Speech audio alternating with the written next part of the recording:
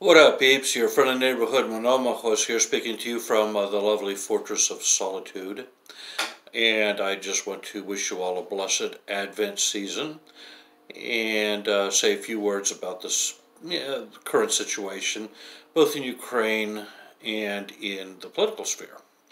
So, in no particular order, I've commented earlier on Archbishop Anastasios of Albania in his comments, his back and forth. He seems to have sided with the rest of the local Orthodox churches. In one letter, I believe it was dated October the 9th, and then on the one dated October 11th, he kind of reversed himself.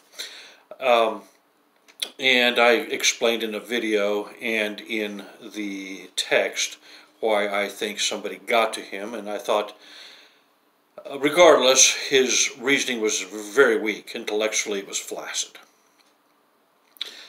Now, let's talk about the actual so-called Unification Council, which took place today. Hardly none of the canonical bishops showed up. I think just two did. Okay, that speaks ill for the future. Now, some will probably peter out eventually and join, but maybe not. There's a saying in the Bible, unless the Lord build a house, they that labor, labor in vain. Jesus, in one parable, talked about a building being built on sand. It will crumble. The Kiev Patriarchate, so-called, I believe is one such edifice. I have nothing against the Ukrainian people per se. I understand the bad blood between them and the Russians, so I totally get it. As a nationalist myself, I believe that every nation on earth should have its own patriarchate. Unfortunately, what is being offered is anything but a patriarchate. In fact, according to the Tomos of Autocephaly, which has been leaked, it's basically going to be slightly more autonomous than the Greek Orthodox Archdiocese or any of the eparchies of Constantinople. That's not autocephaly, folks. That's not even autonomy. That's a mockery. Now, will the Ukrainians accept it? I don't know. It's hard to say. I would imagine that initially, I should say, many will accept it simply because it's a poke in the eye to Putin and Kirill. If that's where you're at, however, then you're not really into the faith. You don't understand Orthodox ecclesiology at all. You're just a nationalist. And people like that, and I'm a nationalist, there's nothing wrong with being for your nation. But you cannot conflate the nation with the church. You cannot conflate the temporal with the spiritual. They each have their role to play. Okay? But they're not the same, nor should they be conflated. Okay?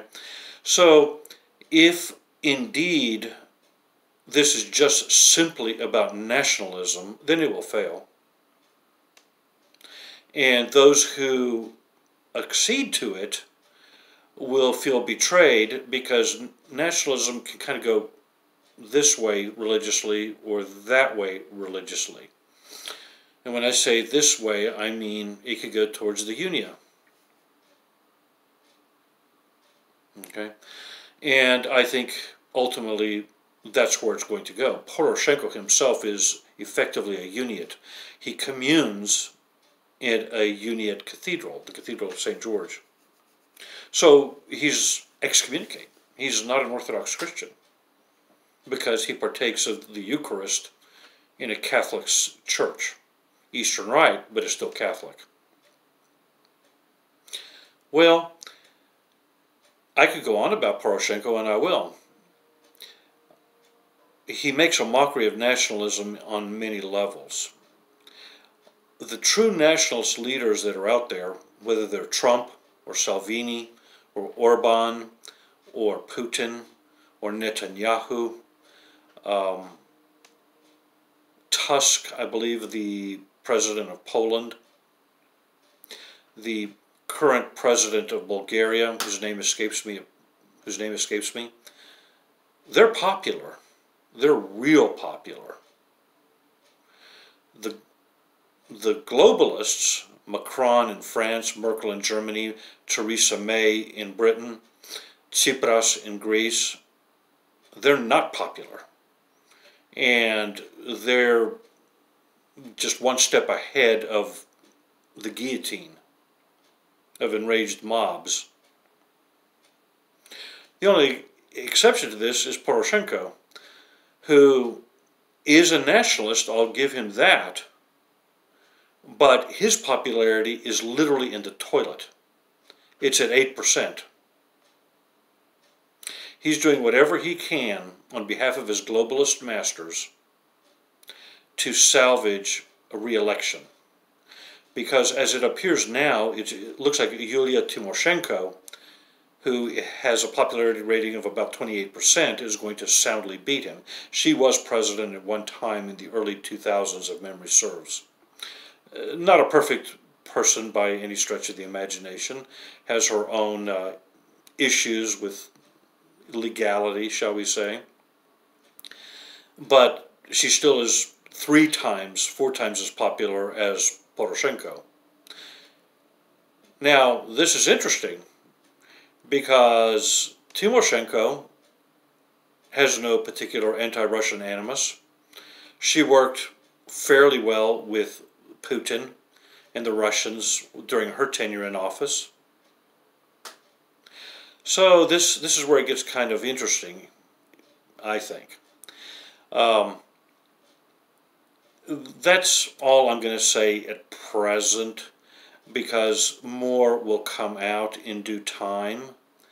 I wish you all a blessed Christmas. I don't know if I'm going to make a vlog before New Calendar Christmas or not, but I do wish you all a blessed one. Pax Vobiscum, let's try to love one another. Adios.